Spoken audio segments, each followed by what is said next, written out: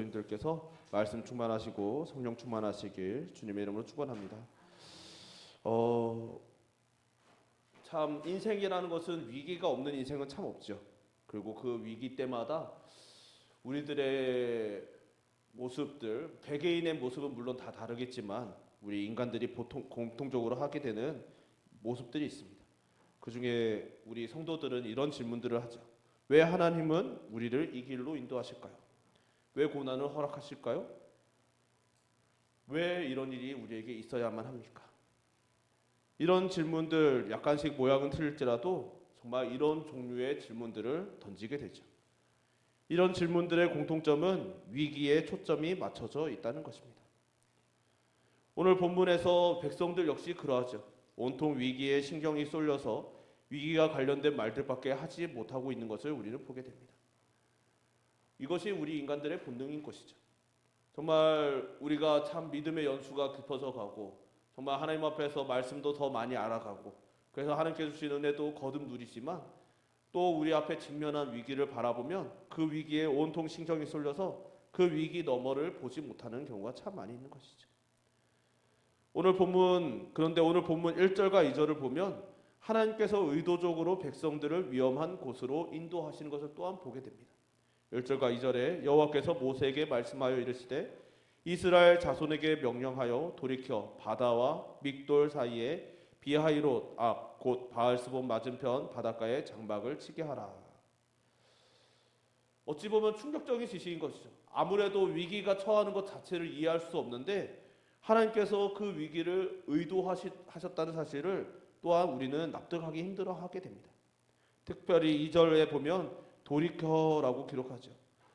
여기서 돌이켜라는 것은 오늘 지시하는 지역, 하나님께서 장막을 치라고 하는 이 지역을 이미 이스라엘 백성들이 지나쳤다는 것을 의미하죠.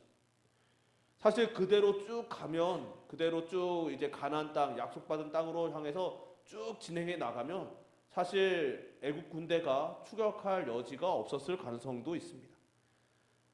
그런데 그뒤 가던 그 길을 되돌아와서 위기에 처할 수 있는 그 땅에 장막을 치라고 명령하신 것이죠. 힘들게 탈출했는데 힘겹게 고생하다가 하나님의 그 기적적인 은혜로 탈출하였고 그러는데 위험한 땅 뒤에서 추격하면 갇혀버릴 수밖에 없는 그 땅에 자리 잡았다는 것입니다. 그 모습을 바로가 볼 것을 아시면서도요. 그래서 3절에 뭐라고 말씀하시냐면 바로가 이스라엘 자손에 대하여 말하기를 그들이 그 땅에서 멀리 떠나 광야에 갇힌 바 되었다 하리라. 바로가 이스라엘 백성들이 광야에 갇혔다라고 생각하게 하도록 하시고자 그렇게 하셨다는 것입니다. 앞서도 말씀드렸듯이 백성들이 출애굽 후 계속 그대로 쭉 나아갔으면 해안길로 쭉 그대로 진행했으면 가나안 땅까지 그렇게 멀지도 않습니다. 그냥 큰 위기도 없이 정말 안전하게 갈 수도 있었을 것이죠. 그런데 바로가 보기에 이스라엘이 갔다가 되돌아와 헤매고 있는 것으로 보일 줄 아시면서도 돌이켜 장막을 치라고 명령하신 것입니다. 애굽으로부터 해방시키신 출애굽시키신 하나님께서 백성들이 위기를 맞도록 의도하셨다는 것이죠. 하나님께서 그 위기를 의도하셨다는 것이 사실 우리 인간으로서는 이해가 잘 되지 않습니다. 우리의 삶에 하나님께서 정말 그냥 평온하길 바라고 평범하기를 기대하는데 하나님께서 우리의 삶에 의도적으로 위기를 주신다는 것이죠. 그럼 우리에게 그런 위기가 하나님께서 의도적으로 주셨다면 우리는 쉽게 납득할 수 있는 일은 아마 거의 없을 것입니다. 왜냐하면 이것은 비효율적일 뿐만 아니라 납득할 수 없는 일이기 때문인 것이죠.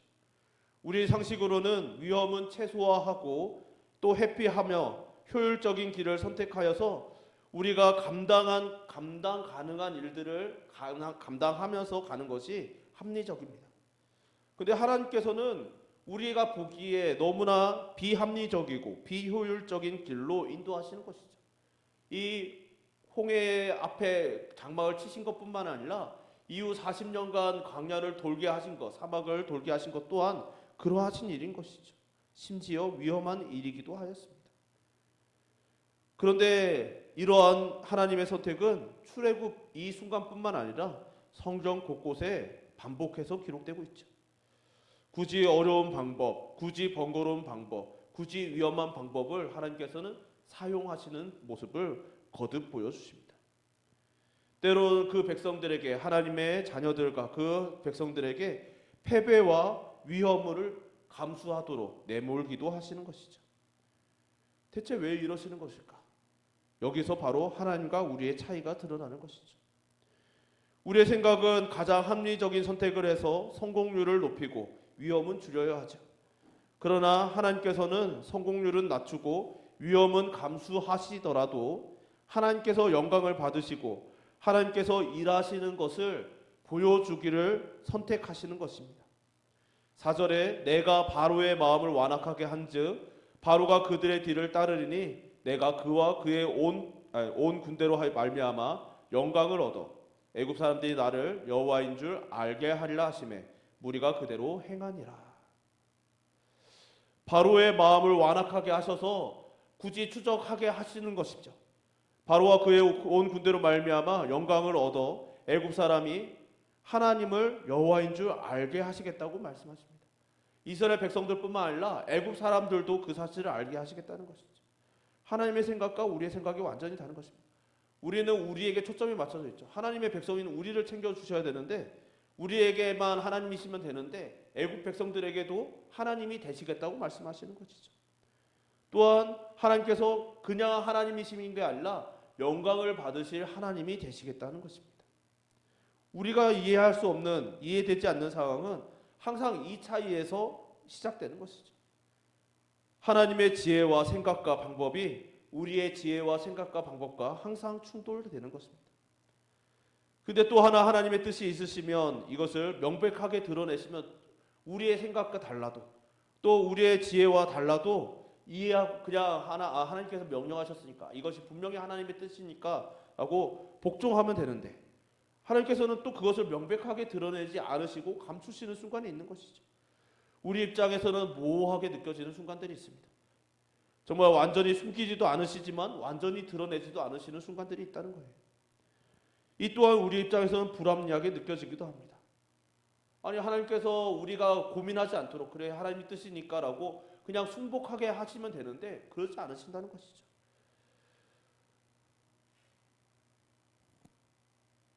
그런데 그럼에도 불구하고 하나님께서는 그런 방법을 사용하시기를 원하신다는 것이죠. 왜냐하면 하나님께서는 우리를 창조하실 때 우리에게 그 생명을 불어넣으신 것과 동일합니다. 하나님께서 우리를 그냥 시키는 대로 행하는 기계적인 존재, 로봇과도 같은 존재, 그런 존재가 되기를 바라지 않으셨던 것이죠. 하나님과 우리의 자유의지로 하나님과 기뻐하고 즐거워하며 하나님과 친밀히 교제할 수 있기를 바라셨기 때문에 그냥 이것이 내 뜻이니까 너희는 그냥 복종해라고 말씀하지 않으시는 것이죠. 가령 이런 것입니다. 그냥 태양이 있다면 그냥 태양이 있는 것 자체 우리가 매일 해가 뜨잖아요. 태양이 뜨잖아요.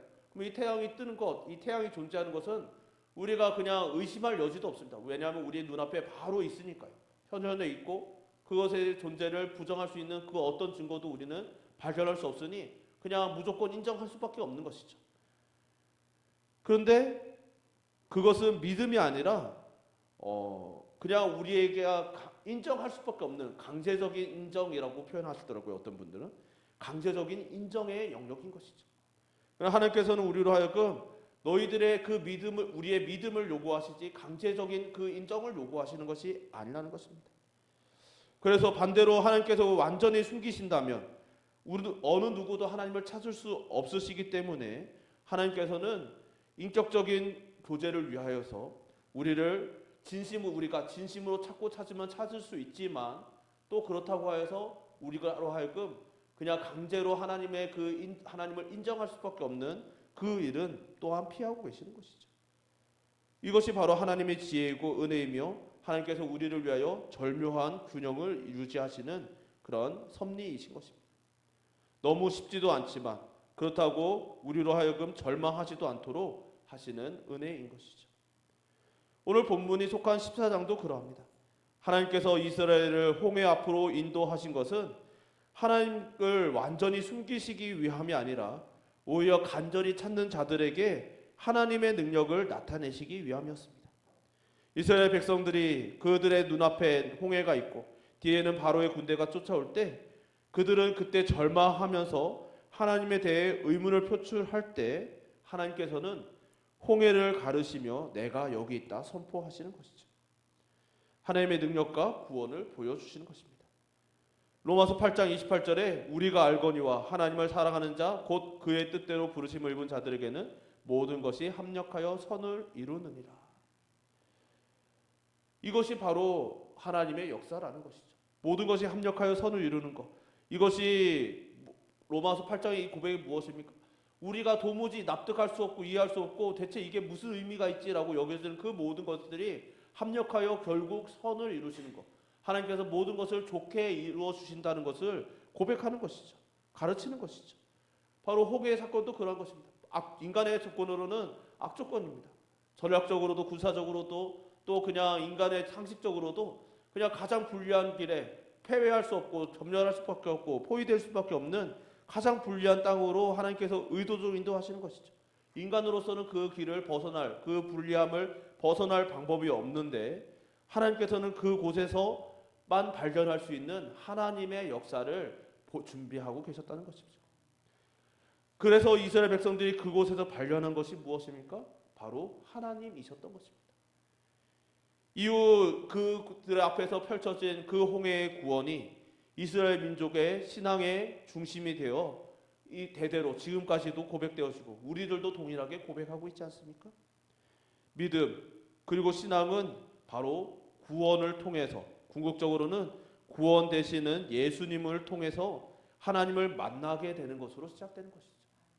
이 홍해 사건이 이스라엘 백성들이 그냥 그저 수동적으로 끌려오던 그 믿음이 아니라 하나님을 직면하고 만나는 그 구원의 경험이 되었고 그 구원을 통하여 하나님을 경험하고 그들이 때로는 흔들리고 또 넘어지기도 하였지만 이 고백이 그들의 심령의 그들의 역사의 중심이 되어서 언제나 이 고백을 중심으로 이 구원을 중심으로 그들의 민족이 회복되고 또 하나님의 여호와 신앙을 회복하는 것을 반복하는 것을 우리는 보게 되는 것이죠. 간절하게는 이 자리는 저와 여러분 우리에게도 주 예수 그리스도를 만나는 그 구원의 경험이 선명하시고 그 선명한 구원의 경험을 통하여서 날마다 하나님을 만나시고 그 흔들리지 않는 그 믿음의 중심을 세우시는 그런 믿음의 성도님들 되시기를 주님의 이름으로 축원합니다. 정말 하나님께서는 그렇기 때문에 우리를 이해할 수 없는 길로 인도하시는 것이죠. 사실 우리의 인생에서 반복되는 질문입니다. 이것이 하나님께서 그래서 이러하셨구나라고 하나님의 섭리를 깨닫게 되는 순간이 있지만 그럼에도 불구하고 또 반복되는 질문이 있죠. 우리가 시편을 계속 같이 함께 살펴보고 있는데 시편도 쭉 살펴보면 시편 전체가 아니라 다윗의 시편만 살펴보아도 하나님을 향하여서 질문을 하고 하나님을 향해서 호소하고 탄원하는 것이 반복되는 것을 보죠. 정말 다윗이 하나님을 향한 그 선명한 경험을 하고 정말 가장 많은 찬양시를 남기고 그가 예배를 드린 대표적인 예배의 사람으로 다윗을 손꼽음에도 불구하고 다윗 역시도 그의 생애에서 하나님께 반복하여 질문하고 반복하여 의문을 품어하고 반복하여 탄원할 일들이 있었다는 것입니다. 그것은 우리 인생에도 마찬가지인 것이죠. 우리 인생 속에서 반복될 이 질문을 통해서 나의 지혜와는 비교되지 않는 하나님의 지혜, 우연이 아닌 하나님의 계획 안에서 하나님의 능력과 구원하심을 경험해야만 하는 것입니다. 그렇게 될 때 하나님과의 교제가 더욱 깊어지는 은혜가 있게 되는 것이죠. 간절하기는 이런 은혜 또한 우리 안에 충만하시기를 주님의 이름으로 축원합니다. 근데 물론 그 과정은 쉽지 않은 것이죠. 오늘 본문 10절에서 14절을 보면 이스라엘 백성들이 이 위기 앞에서 어떻게 반응했는지 기록되어 있습니다. 그들은 심히 두려워하면서 여호와께 부르짖었다라고 기록되어 있죠. 심지어 그리고 이 애굽에서 죽는 것이 낫겠다고도 말합니다. 그들이 참 두려워서 하나님께 공포에 질려 있는 상태가 되고 그래서 공포 때문에 그들이 정말 제대로 된 기도를 했는지 알 수 없지만 하나님께 그냥 공포에 질려서 부르짖는 것 외에는 할 수 없었고 또 그런 중에 공포에 질려서 차라리 애굽에서 죽는 것이 정말 이대로 이 광야에서 저 군대에 의해서 몰살되는 것보다 그냥 애굽에서 노예 생활하다가 그냥 죽는 것이 나았을 뻔했다라고 이야기하는 것이죠. 이것은 그들이 애굽에서의 노예의 삶을 미화하고 있는 것입니다. 이런 모습이 사실 그들만의 모습이 아니죠. 오늘날에도 위기가 오면, 큰 위기가 오면 반복되는 인류의 패턴이 있다고 합니다. 그것은 정말 큰 위기, 예를 들어 코로나라든지 또 뭐 큰 전쟁이라든지 정말 인간이 감당할 수 없는 큰 두려움이 임할 때 보편적으로 종교가 유행하듯이 흥한다는 것이죠. 사람들이 자신이 알고 있는 모든 신들을 부릅니다. 이것은 그냥 인류적인 위기가 아니라 개인의 위기에서도 마찬가지죠. 하나님을 믿지 않는 자들도 그냥 하나님, 주여, 간, 신이시여, 정말 자신들이 알고 있는 모든 신들을 부릅니다. 그리고 기도하는 것이죠. 이것만 신이 계시다면, 이것만 해결해 주시면, 성도들은 하나님께서 이것만 해결해 주시면 이러저러 하겠다라고 기도하는 것이죠. 그러면서 또 과거의 어느 순간을 미화하며 그리워합니다. 그렇다고 해서 그 과거가 정말 아름다웠느냐라고 하면 객관적으로 살펴보면 그렇지도 않죠. 그저 현재의 위기가 너무 두려우니까 그 위기가 없었던, 지금 우리 눈앞에 있는 이 위기가 없는, 이 고통스러운 이 현실이 없는 과거가 너무 아름답고 좋아 보이는 것이죠. 이스라엘 백성들도 그렇습니다. 그들이 참 오늘 본문뿐만 아니라 광야 생활을 하면서도 그들이 만나를 먹는데, 하나님께서 주신 그 만나, 참 저는 이 만나가 너무 궁금하고 먹어보고 싶은데, 그 놀라운 하늘의 양식을 먹고 있으면서도 그들이 불평하는 것이 무엇입니까? 애굽에서 고기 가마 앞에 있을 수 있었던 그때가 좋았다라고 말하는 것이죠. 그들이 광야 그 애굽에 있을 때 그들의 삶이 정말 객관적으로 좋았습니까? 그들은 그 애굽에 있을 때 매일 14시간씩 벽돌을 만들고 성벽을 쌓고 정말 갖은 노역에 시달려야 했습니다. 그 노역만 해야 했습니까? 그들의 자녀들 중 아들들은 죽임을 당해야만 했죠. 정말 모세의 부모만 모세를 숨겼던 것이 아니라 그때 이스라엘 모든 부모들이 아마 자신의 아들들을 숨겼을 것입니다. 그러다가 아기가 울면 잡혀서 죽음을 당하는 일들을 겪어야 했던 것이죠. 얼마나 큰 비극이고 고통스러운 슬픔이었을까요? 온갖 부조리함이 있어도 정말 그 지시가 하루 만에 바뀌고 뒤집혀도 막을 방법이 없었습니다. 저항할 방법이 없었습니다. 그저 따르지 않으면 더 심한 채찍질이 그들을 기다리고 있었을 뿐인 것이죠. 그런 그때가 정말로 좋았을 리가 있겠습니까? 그럴 리가 없는 것이죠. 그럼에도 그들은 이후로 위기를 맞이할 때마다 지금 여기서 몰살 당할 일이 없었던 그 애굽이 나았다. 정말 지금 우리가 먹지 못하는 너무나 그리고 먹고 싶은 고기가 있었던 애굽이 나았다라고 반복해서 말하는 것이죠. 객관적으로 좋았을 리가 없는데 지금 이 현실이 없는, 고기 없는 현실이 아닌, 정말 몰살 당할 일이 없는 그 때가 정말 좋았다고 미화하며 그리워하는 것이죠. 우리에게도 그러합니다. 지금의 위기를 마주하니 힘들고 두려워서 옛날이 좋았다, 그때가 좋았다라고 말하고 그리워하는 것이죠. 그리고 그 과거를 벗어나게 해주신 하나님을 원망합니다. 하나님을 대리하는 모세를 원망하고 있는 것이죠. 이것이 인간이 타락한 일에 드러나는 죄된 본성입니다. 아담과 하와가 선악과를 따먹고 원죄를 범하는 그때 그들이 했던 행동이 무엇입니까?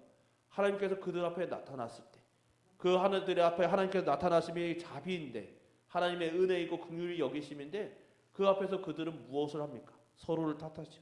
하나님께서 내게 허락하신 내 배필 하와가, 하나님께서 창조하신 뱀이 끊임없이 탓하고, 그 탓함의 끝에는 궁극적으로 하나님을 탓하는 것으로 이어지는 것을 보는 것이죠.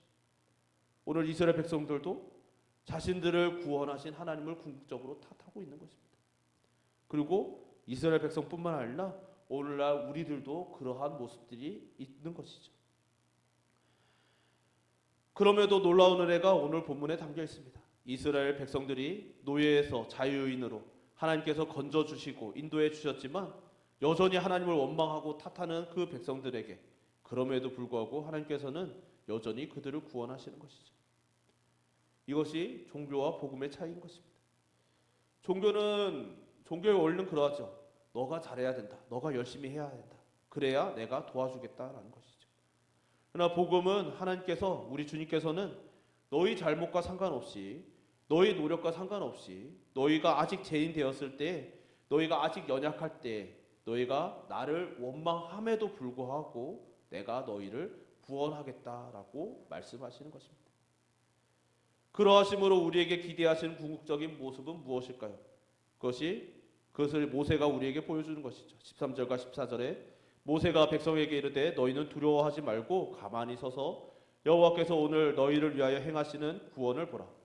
너희가 오늘 본 애굽 사람을 영원히 다시 보지 아니하리라. 여호와께서 너희를 위하여 싸우시리니 너희는 가만히 있을지니라. 아멘.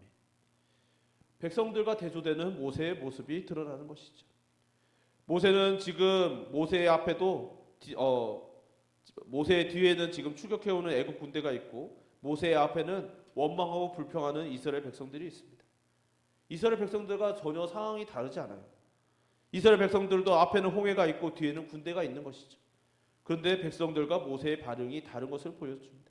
모세는 먼저 두려워하지 말라고 말하죠. 이것은 단순히 감정을 다스리라는 것이 아닙니다. 두려워하는 마음이 드니까 내가 억지로라도 용기를 내야 돼 하고 억지로 정말 두렵지 않은 척하는 그런 것을 말하는 것이 아니죠. 그런 척을 하는 것은 우리 기독교의 역사 속에서 광신으로 많이 드러납니다. 내가 두려운데 떨리는데 확신이 없는데 확신이 있는 척 해야 되니까 두려움이 없는 척 해야 되니까 광신적으로 자신을 체면하고 광신적인 모습을 드러내는 것이죠. 그러나 모세가 두려워하지 말라고 오늘 성경이 두려워하지 말라고 하나님께서 우리에게 두려워하지 말라고 하는 것은 너희들이 두려우지 않은 척 하라는 것이 아닙니다. 우리의 감정을 그냥 억지로 억누르고 그것을 통제하라는 것이 아닌 것이죠. 원어로 보면 명령입니다. 굳이 우리식대로 표현하면 절대로 두려워하지 말라라는 것이죠. 근데 이때 이 두려워하지 말라는 것은 두려움으로부터 벗어나라는 것이기도 합니다. 왜냐하면 이 두려움은 우리의 시각과 사고를 왜곡시키기 때문인 것이죠. 다니엘 카너먼이라는 사람이 생각에 관한 생각이라는 책을 썼는데 그 책에 보면 이중 프로세스 이론이라는 것이 나옵니다. 이게 간단하게 말씀드리면 인간의 마음 속에는 두 가지 생각이 있다는 것이죠. 이중적인 생각입니다. 생각 프로세스가 있는데 이 사고 프로세스는 하나는 빠른 생각과 하나는 느린 생각입니다. 빠른 생각은 직관적이고 즉각적이며 그렇게 에너지가 많이 들지 않는 본능적인 시스템이고 생존 본능과 관련이 있습니다. 느린 생각은 논리적이고 분석적이며 많은 에너지가 필요한 이성적인 시스템이라는 것이죠. 평소에는 이 두 가지 생각이 나름의 균형을 맞추면서 우리를 하여금 때로는 감정적이지만 이성적인 그런 존재로서 나름 합리적인 삶을 살아가게 합니다. 그런데 위기 상황이 오면 뇌가 에너지를 아끼기 위해서 느린 생각을 꺼버리고 빠른 생각, 즉 생존 본능에 의존하게 한다는 것이죠. 이것이 바로 두려워하는 것입니다. 두려워하면 우리 안에 이성, 그러니까 우리 안에 객관적으로 볼 수 있는 그 모든 능력이 꺼져 버린다는 것이죠. 꺼지고 생존 본능을 따라서 당장 이 눈앞에 있는 위기를 해결할 수 있는 회피 혹은 저항, 투쟁 이런 것으로 본능으로 바꿔버린다는 것입니다. 본능적인 행동을 한다는 것이죠. 그 투쟁이 무엇입니까? 사실 우리 믿음의 사람들에게 투쟁이란 결국 우리가 이 본능에 이끌리는 투쟁을 하는 것은 결국 하나님과 대적하는 것이 되는 것이죠.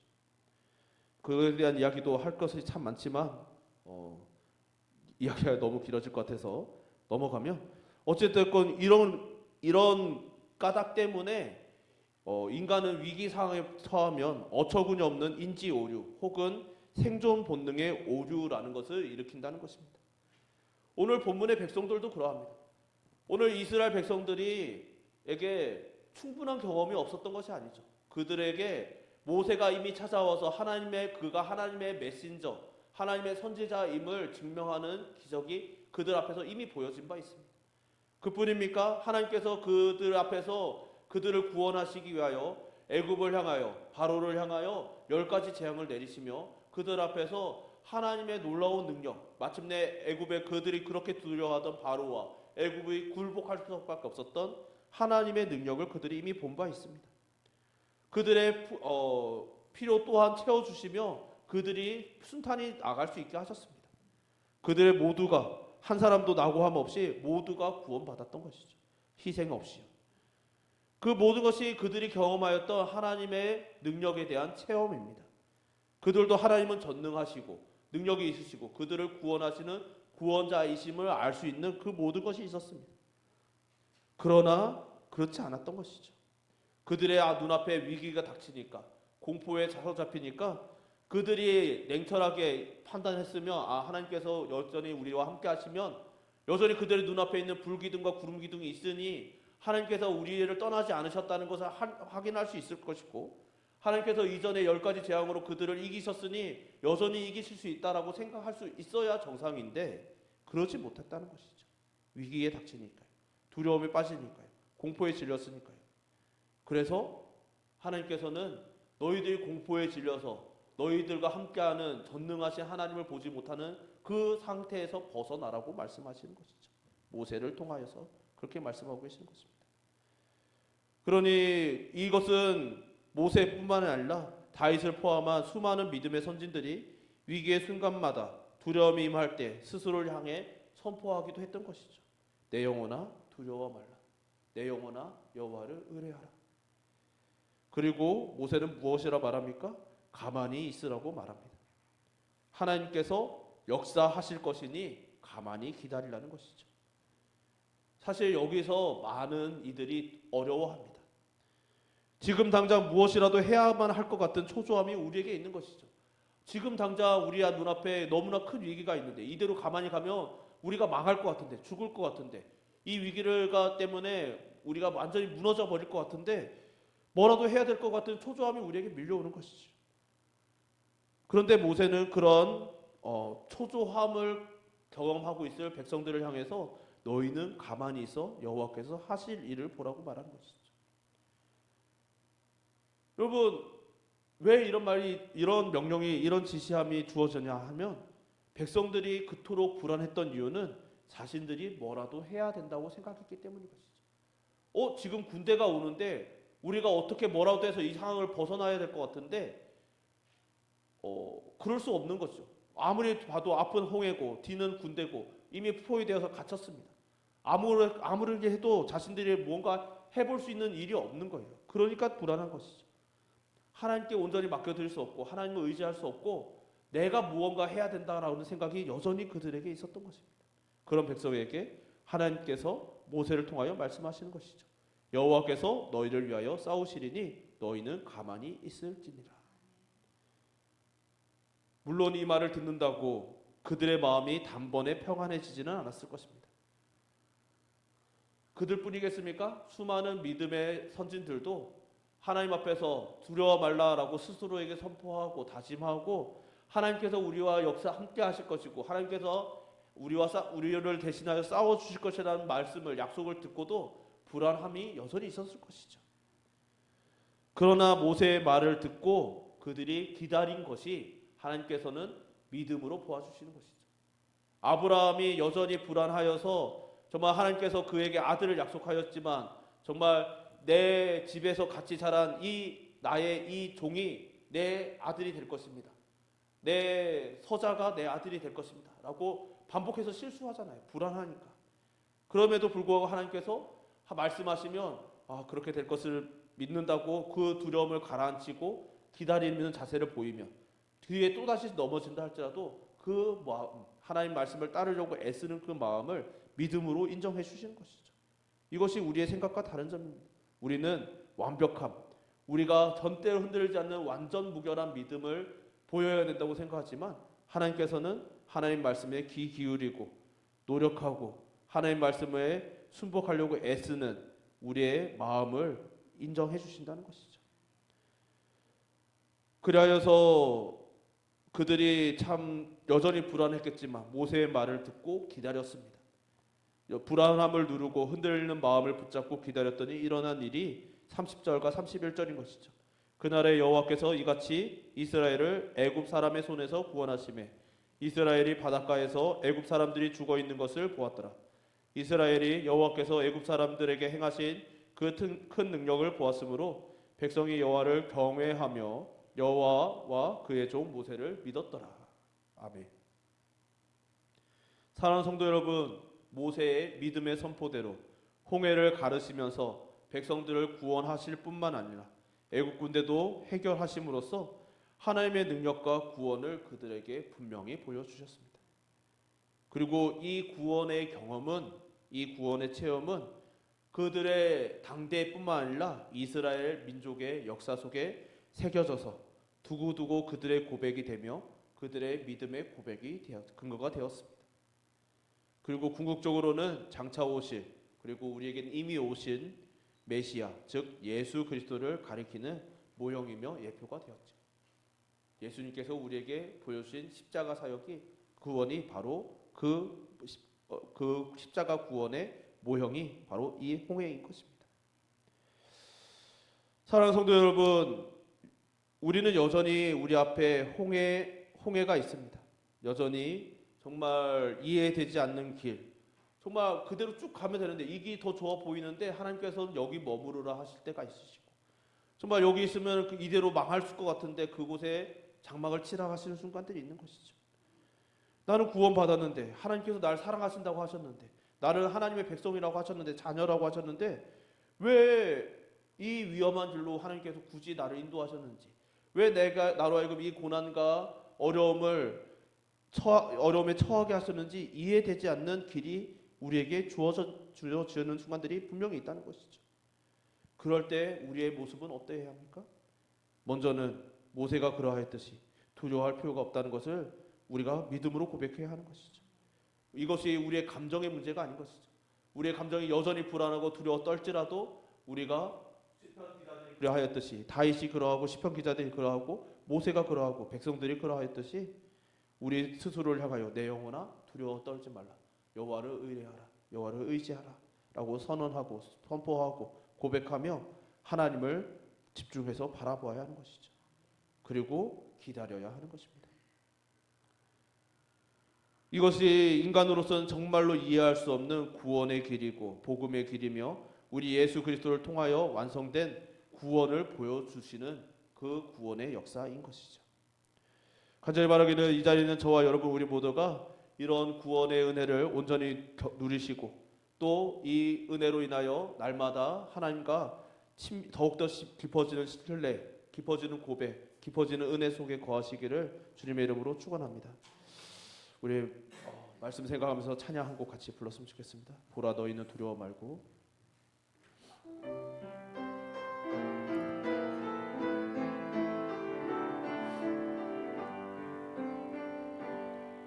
보라 너희는 두려워 말고, 보라 너희를 인도한 나를, 보라 너희는 지치지 말고, 보라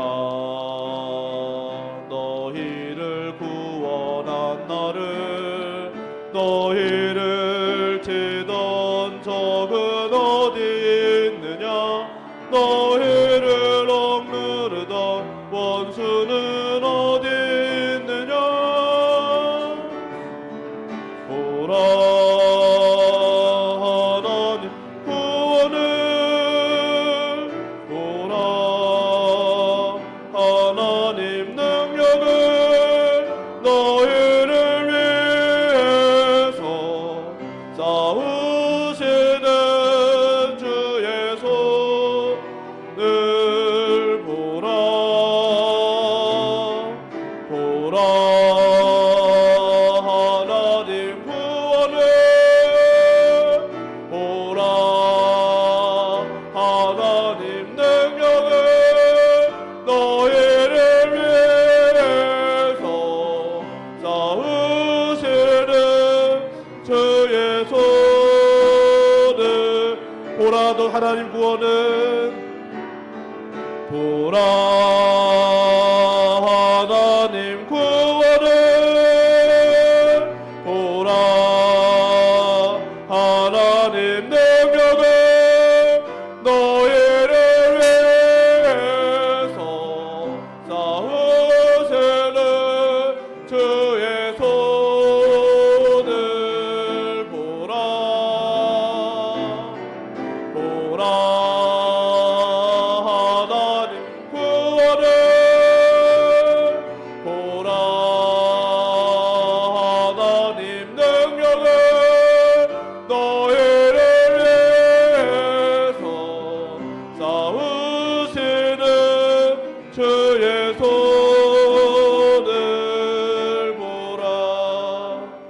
우리 함께 기도합시다. 말씀 생각하면서 하나님, 우리의 인생에 너무나 많은 위기와 어려움들이 있는데 그때마다 우리가 이 위기 때문에 우리의 본능에 휩쓸리며 정말 하나님을 보지 못하는 일이 없도록 오늘도 우리의 말씀으로 우리를 가르치사 두려움이 떠나가게 하여 주시고 하나님을 바라보며 하나님을 기다릴 수 있는 자 되게 하여 달라고.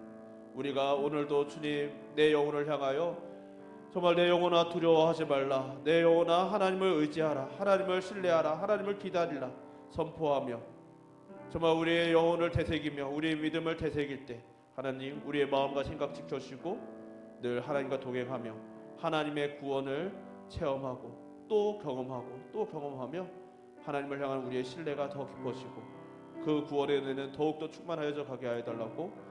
우리의 믿음을 위하여, 우리의 믿음의 여정을 위하여, 우리의 고백을 위하여 이 시간 주여 한번 부르고 함께 기도합시다.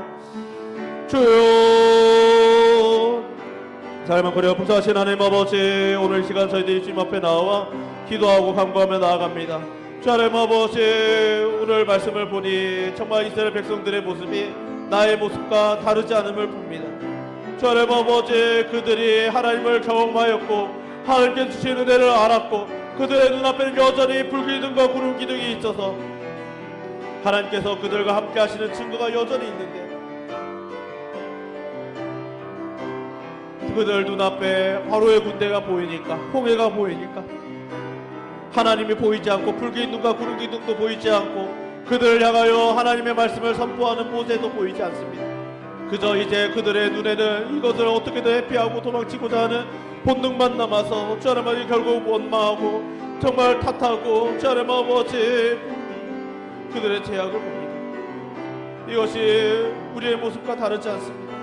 그럼에도 하나님께서는 역사하시며 끊임없이 말씀으로 우리에게 다가오시며 우리에게 말씀하시기를 너희는 두려워하지 말라, 하나님을 신뢰하라, 여호와를 신뢰하라, 여호와를 의지하라, 여호와께서 행하실 그 구원의 역사를 보라, 너희를 위하여 싸우시는 하나님의 그 능력을 보라, 너희들에게 거듭하여 전해주시는 우리를 구원해 주시는 하나님의 그 구원의 역사를 경험하라고 하시는 그 하나님 아버지의 말씀에 귀 기울이며 오늘도 말씀으로 우리를 가르치시고 성령께서 우리를 지도하시며 성령께서 우리의 귀에 깨닫게 하시는 대로 들려주시는 대로 주 하나님 아버지 따라가기를 축복하는 주 하나님 주의 백성 되게 하여 주시고 그래 우리의 여정이 날마다 하나님의 은혜로 충만케 하시며 구원의 은혜가 충만한 성도 되게 하여 주시옵소서.